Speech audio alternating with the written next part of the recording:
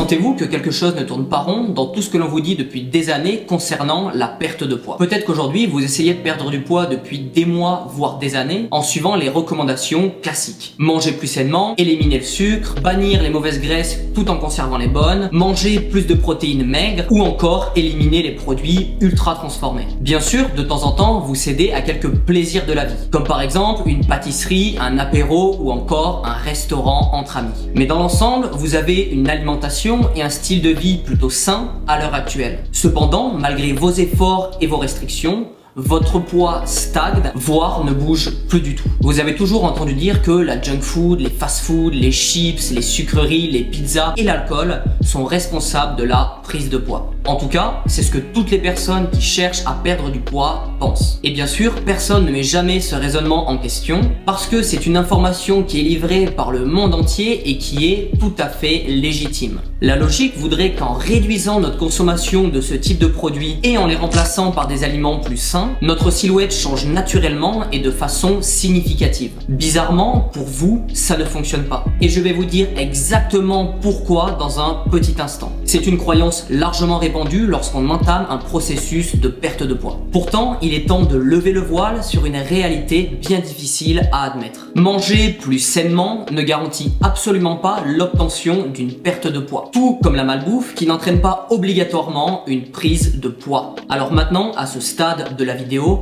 deux options s'offrent à vous. Premièrement, vous pensez que mes propos sont à dormir debout et vous décidez de fermer cette vidéo pour retourner voir les vidéos recettes healthy des coachs autoproclamés du web. Ou alors, si vous en avez marre de manger ces recettes healthy sans obtenir le moindre résultat et que vous êtes curieuse d'une explication plus détaillée et d'une solution concrète à votre problématique. Alors dans ce cas-là, vous pouvez opter de rester avec moi jusqu'à la fin de cette vidéo pour découvrir la suite et surtout les actions à mettre en place pour corriger les erreurs que vous faites sûrement avec votre alimentation soi-disant saine. Et d'ailleurs, si vous en avez marre de suivre les mensonges de l'industrie des régimes et de tourner en rond dans votre processus de perte de poids, prenez simplement 3 petites secondes pour vous abonner à ma chaîne et activer la cloche pour ne rien louper de mes prochaines vidéos qui vous aideront, je suis sûr, à obtenir une perte de poids naturelle et durable en quelques mois si vous suivez tous mes conseils à la lettre sur cette chaîne YouTube.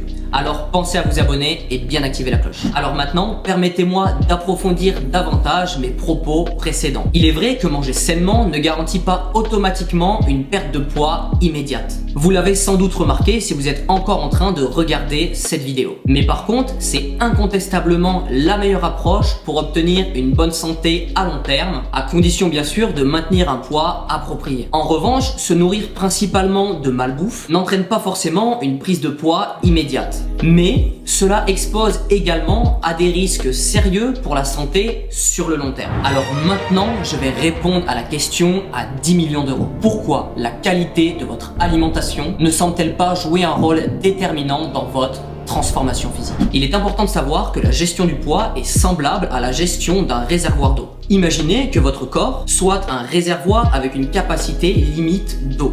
Disons par exemple 10 seaux d'eau. À côté de ce réservoir, vous avez une cuve vide où vous pouvez ajouter de l'eau supplémentaire qu'on appellera la réserve. Chaque jour, 10 seaux d'eau doivent être retirés du réservoir car quelqu'un vient les chercher pour son potager. Peu importe la qualité de l'eau à l'intérieur. La qualité de l'eau dans le réservoir, on s'en fiche. Ce qui compte, c'est la quantité d'eau contenue dans le réservoir. Si chaque jour vous versez 12 seaux d'eau dans le réservoir, eh bien vous en stockerez 2 dans la réserve, la cuve que nous avons à côté. Quel que soit le type d'eau que vous utilisez, encore une fois, que l'eau soit sale ou propre, vous stockerez toujours l'excédent. Maintenant, si vous versez 8 seaux d'eau chaque jour au lieu de 12, votre corps devra puiser dans la réserve, donc la cuve à côté, où vous aurez déjà stocké l'excédent, pour satisfaire la demande des 10 seaux d'eau pour le potager du monsieur. En réalité, la réserve représente votre réserve de graisse corporelle. Si vous puisez dans cette réserve chaque jour, votre poids diminuera. La gestion du poids, c'est aussi simple que de gérer un réservoir d'eau avec une capacité limitée. Alors bien sûr, vous ne mangez pas des seaux d'eau,